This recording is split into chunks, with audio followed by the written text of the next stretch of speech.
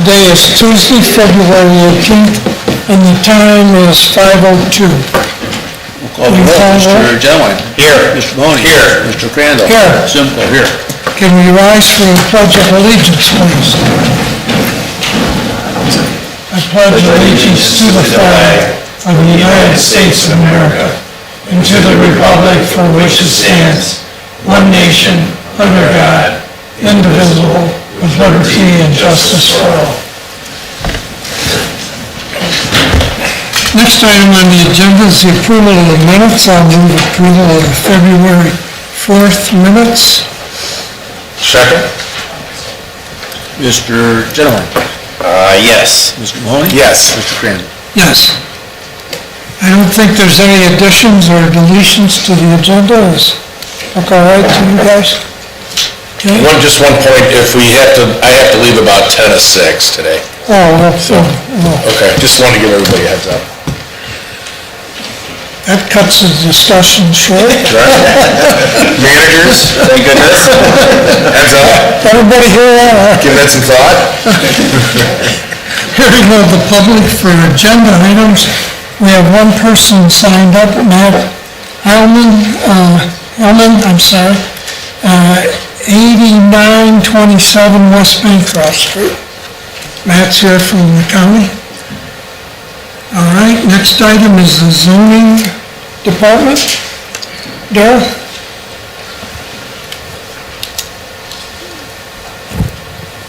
Good evening. Evening. I have the monthly report for January for zoning. We had 32 permits issued for the month. That represents a 39% increase on the number of permits and estimated value of $3.6 million. That represents a 30% increase on the month. Next page, please, Imran. Single-family dwellings are off to a strong start for 2020. We issued 13 for the month of January as opposed to 3 for January 2019. And average approximate value is $256,711. We're looking forward to quite a few more single-family dwellings as the Quarry Ridge subdivision continues to be developed. Next page. Complaints for the month of January were also up from the previous 2 years at 13. That's a 44% increase.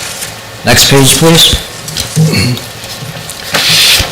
Monthly meetings for the zoning department.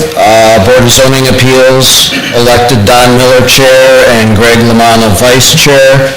They kept the first Monday of the month at 5 p.m. as their meeting date and time. Zoning Commission re-elected Mary Himmeline chair and John King vice chair, and they also kept their meeting day and time of second Wednesdays at 6 p.m. Just a couple items of note. This year's St. Jude Dream Giveaway Home is in Sylvania Township, in the Quarry Ridge subdivision at 8734 Howe Lane. It's a corner home, 2-story, 2,700 square feet. Estimated value $200,000, so I'm kind of excited that we've got it in Sylvania Township this year. The next item, the 4838 Whiteford Road, the request for residential and seasonal ice cream shop. The applicant has withdrawn her application, so those meetings will not occur. And then lastly, 2917 McCord Road, an application for a conditional use for a children's daycare. And you have the meeting dates right there, February 26th, Lucas County, March 9th, Board of Zoning Appeals. That's all I have for the monthly report. I have one resolution, 20046, authorization to file legal action in Lucas County Common Pleas Court to enforce the zoning resolution for the property at 5944 Greenacre Road. The trustees received my email and the photograph of that property. I can answer any questions the board may have. Oh, Trevor's still there. I was back there this afternoon, so I'll move resolution 20046 to file a legal action to enforce the zoning resolution at 5944 Green Acre Road. Second? Mr. Crandall? Yes. Mr. Mahoney? Yes. Mr. Genoway? Yes. When I was by there today, Darrell, I noticed there's a lot of parked cars and trucks in the front yards. I don't know if you've noticed that, but maybe we could, that neighborhood to me is starting to get a little tacky with front yard parking. This is a trailer, but I Right. noticed a number of cars and pickup trucks. Don't they have to be on the paved driveway? There's At quite a other few. properties or at this one? No, at other properties. properties, So okay, we can take a I'll pass that pass along through there. to Dean to check. Okay, thank you. And that's all I have for this evening. Thank you. Thanks, Darrell. Rob, Road Department? Good evening. I have the January monthly report.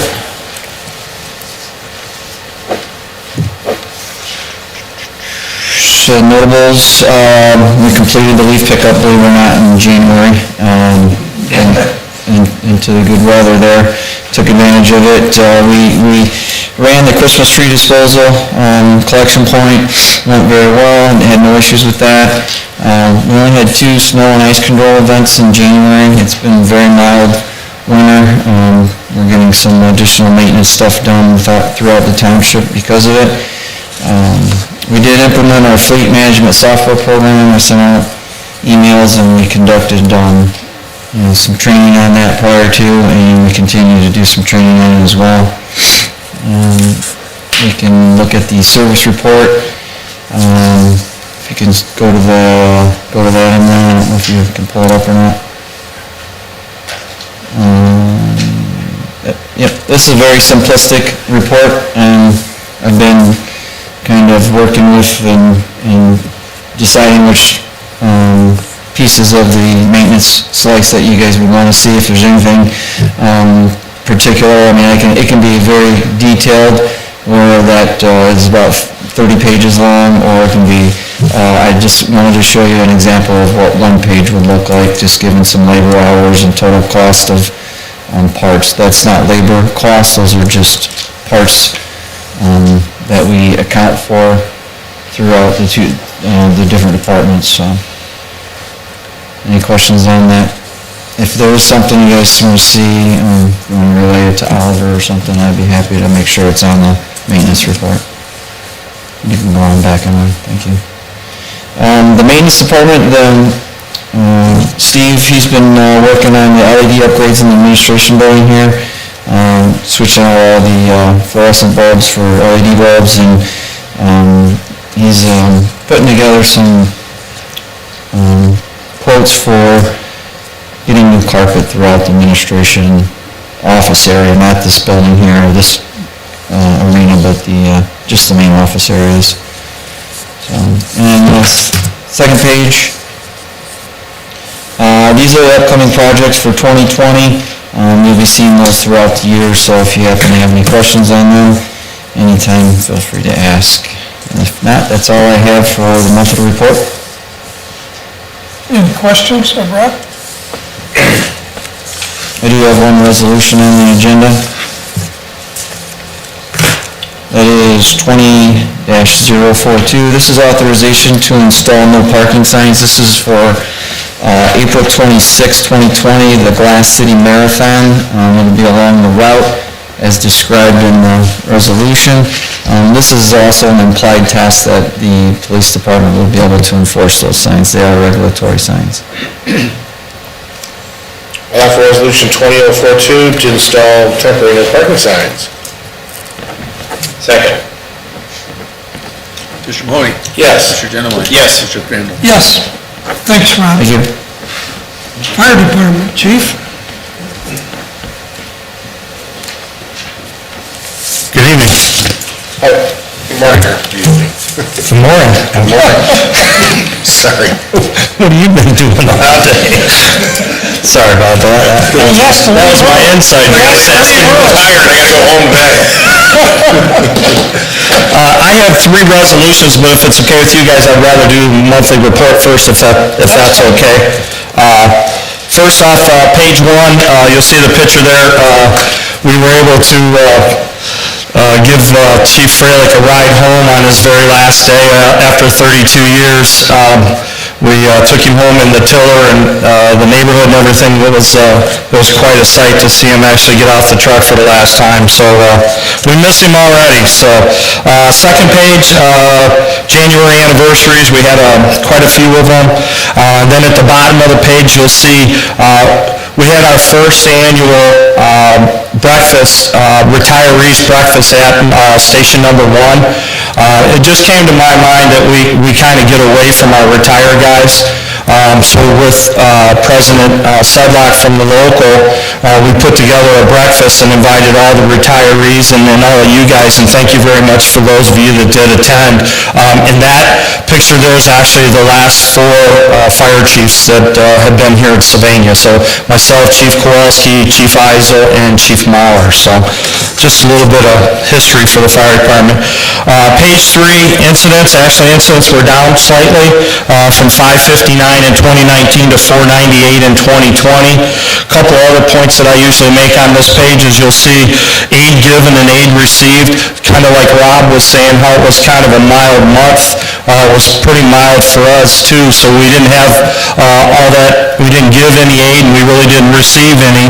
And then at the bottom you'll see our overlapping percentages is still in the 50s from 2019 and 2020 in January. So next page, we were able to put Medic 63 in service. That's our second transport unit. That's at number 3's station. So now we have 2 identicals, 1 out of 4s and 1 out of 3s running. Page number 5 is our training. Captain Fry is now back, limited time, but he's helping us get the training scheduled and ready for 2020. The guys did, actually with the weather being kind of nice, they were actually able to go over to the houses on King Road a few more days and utilize those for some training. So it was good to see them out in January and February. Page number 6 was our nursing care assisted living memory care runs. Page number 7, overtime, you see FMLA was our number 1 again. However, the other ones were down. We did have a work injury, so that gentleman's still off, but we're at 400 for the month in January. And then the very last page, Chief Mauer was kind enough to send a thank you for that retirement lunch or breakfast that we had, and then a young lady thanked us for our quick response to her place when she called for her husband. So that's all I have for the monthly. Any questions from the chief? Thanks, Chief. Okay. I do have 3 resolutions. Resolution 20-039, resolution to authorize the fire chief to appoint an assistant fire chief, which would be a promotion of Deputy Chief Nye from Deputy Chief to Assistant Chief. I'll offer Resolution 20-039, offering Chief to appoint Assistant Fire Chief Nye. Second? Mr. Genowine? Yes. Mr. Mahoney? Yes. Mr. Crandall? Yes. Next resolution? Resolution to authorize fire chief to appoint battalion chiefs. That would be 3 battalion chiefs, 1 for Shift A, Shift B, and Shift C. You do have the letter with the gentlemen's names on it. It would be Lieutenant Steve Kahan, Lieutenant Michael Safarowitz, and Lieutenant Chad Morris to battalion chief. I'll move resolution 20-041 to authorize the filling of lieutenant paramedic positions due to promotion. We were on 2040. I'm sorry, This was to authorize battalion chiefs, I'm sorry, got ahead of myself. Yes, to authorize the fire chief to appoint battalion chiefs. Second. Mr. Crandall? Yes. Mr. Mahoney? Yes. Mr. Genoway? Yes. And the third one is with the promotion of those three gentlemen. We have three firefighter paramedics that pass and will then be promoted to line lieutenants. So my resolution is to authorize filling vacated lieutenant paramedic positions due to promotion to battalion, which would be Mr. Ian Kelsey, Mr. Ryan Sedlock, and Mr. Michael Cook. I already moved the vote. I already moved that one, but I'll do it again. I'll move Resolution 20041 to authorize the filling of the vacated lieutenant paramedic positions. Second. Mr. Crandall? Yes. Mr. Mahoney? Yes. Mr. Genoway? Yes. Anything else? Congrats. Police chief? Thanks, chief. Okay, thanks, John. Police department? No resolutions from the police, right? Just a No, report? just monthly report, and we'll keep it moving here. Since we've gotten that impression. You don't, yeah, I don't ever have to sit down. tonight, so you're not in a hurry. Well, good and bad, I'll start with the bad. Unfortunately, for the month of January, we had 11 burglaries because we got hammered with 7 on 2 streets in one night, right off Alexis Road. They did some garage B&Es, so, I don't know why, last year in January, if you remember, is when we got hit in Farmbrook, for that series, and we solved that one and arrested the guy, but this one was just one time in and out. They're pretty large lots over there. It was on Regan and Freedy, which are like the last 2 streets in the township off Alexis before you get to Family Video at Talmadge there, and this went in, looks like between about 9 and 11 p.m., and, the garages, not very extensive losses. Some areas they entered, but they didn't take anything, so we took a few items. We'll see if we get any DNA hits off them, but we don't have a lot to go on in those, but, so, that's bad. But otherwise, everything else was normal throughout. Theft from motor vehicles were down. Calls for service continue to rise, which, with Matt here, I'm like, I keep seeing calls for service somewhere down the line when we're paying for instant stamp at all. Continue to rise, but, hey, we're growing, we're busy, there's a lot going on, so it is what it is. We'll deal with it. Good news, overtime was down dramatically in all categories. I think that's on page 7, but last year at this time, we had 3 dispatchers, I think it was, and all on significant FMLA time, which was just killing us, so thank goodness we're way down in the overtime, which is a good thing. One other good piece of news, we found some additional, we had always had grant money for vests, but we found some additional money through the AG's office that we never thought we were eligible for in the past. We looked into it more, we were, so we did get $16,000 in grant money, so we almost covered the entire cost of our tactical vests that have already been expired for a couple of years. So that was good. We don't have to pay $5,000, and we'll use our equitable trust money, sharing money for that. So with that extra money, that's a bonus anytime you find $16,000 that you didn't think you could get. So that's it. Any questions? Any questions for Chief? Thanks, Chief. What do you do with the old vests? What's that? What do you do with the old vests? Well, they're expired, so there's some departments that anything's better than nothing. We would offer to donate them, but we'll see where that happens. But I think these are like 2 years expired, so probably should have been taken care of a while ago. Okay. Yeah, that's the problem. There's not a big market for selling them when they're expired, and now, don't get me started on the expiration. That's much like Motorola that tells you every 5 years, oh, you need new radios because we will no longer support those. I don't really believe the vests, I think they still hold up, but you can't sell new vests unless you put a shelf life on them, so. Yeah. And God forbid you have an officer wearing one that is beyond the shelf life, and it fails, you're gonna be liable. Yep. Big time, so you Yep. gotta do it. Thank you. Mr. Chur, Administrator's report. Good evening, trustees. There was one resolution under the administrator's category, a resolution of approval to enter into an agreement to establish the Lucas County 911 Regional Council of Governments. Mr. Hireman is here tonight to answer any questions, and Mr. Burrell is here as well. Matt, do you have one? Sure, I'll just say a couple things. Come with a few trees. On our sustainability initiative. Holy cow. Well, thanks for taking a couple minutes to review this. You're probably saying, why is this guy back again? Sorry to be back in your chambers again. So as a follow-up, since we were here last, and Trustee Genowine's well familiar with this, on December 10th, the 5-member 911 Planning Committee voted in favor of consolidation under a Council of Governments. If you recall, that's the independent joint power authority that we proposed to put this under so that no one entity would gain control, but rather power would be shared amongst all the jurisdictions. And Ohio Revised Code Section 167.01 as well as Chapter 128 allows a Council of Governments to perform the services, so everything we propose is within the law. So what is before you today basically is the formal agreement to become a part of that. There's no downside to it.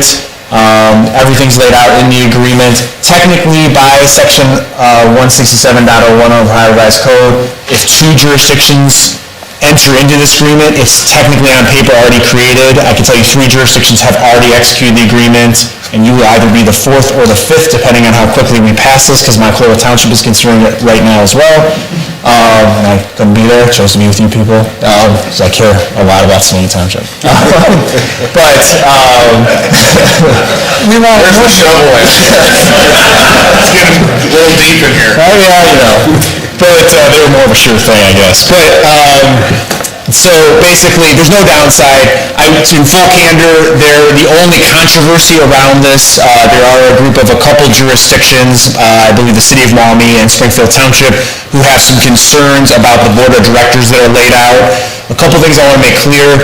The Board of Directors as laid out in the agreement that's before you was proposed originally, I believe in March, has been discussed since March. The other concern that they have raised is that they would rather the Board of Directors not be 7 police and fire chiefs. They would rather it be 7 elected officials.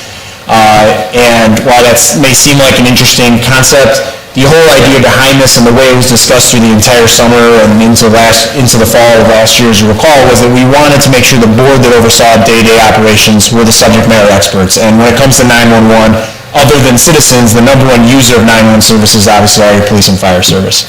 They're the ones that are reaching out to dispatch for the resources they need.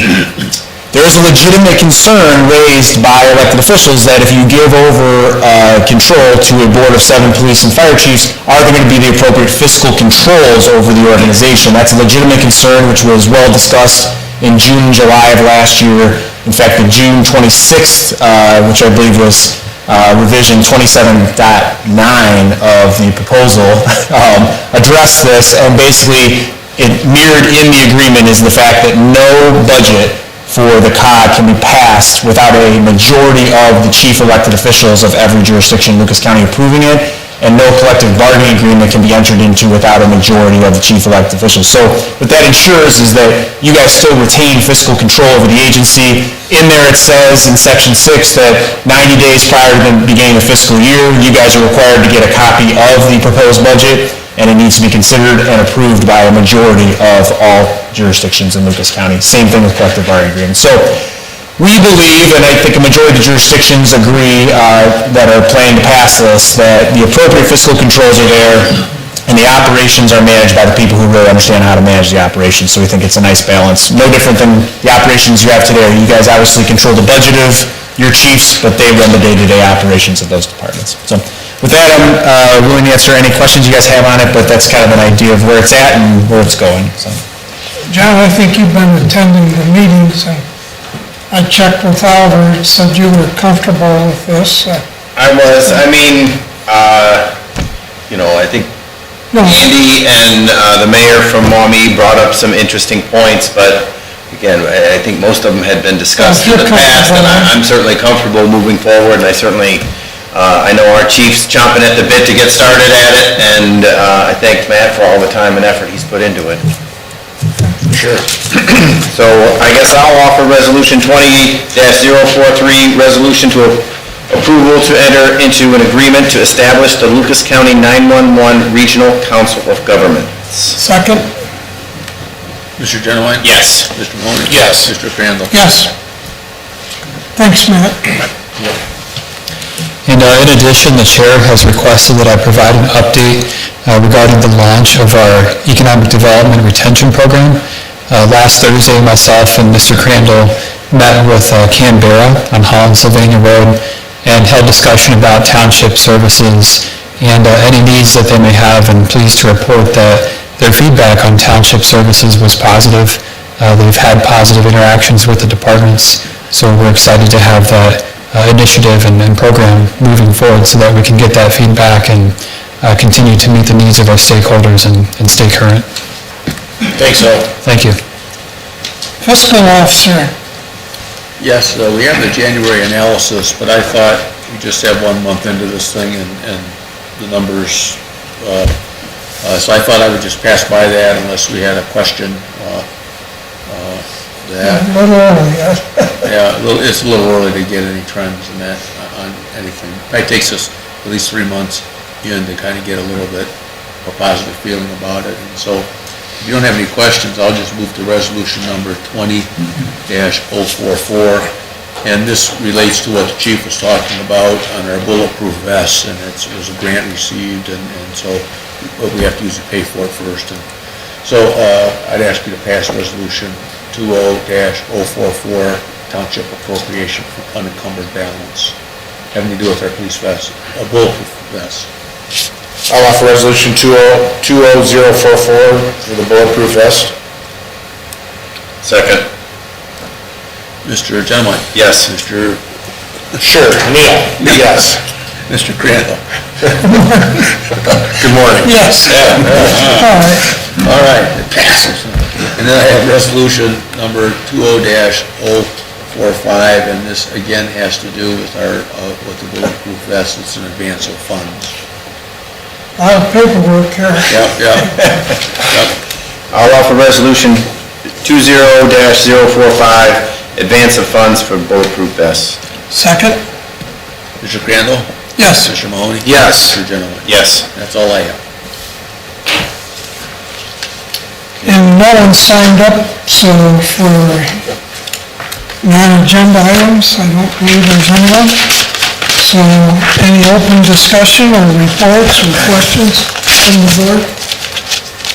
I think you were doing pretty good. Okay, I'll move to adjourn at 5:29. Second? Mr. Genowine? Yes. Mr. Mahoney? Yes. Mr. Crandall? Yes, thank you for attending. Hey, got out of here. Yeah, that worked out. That's great.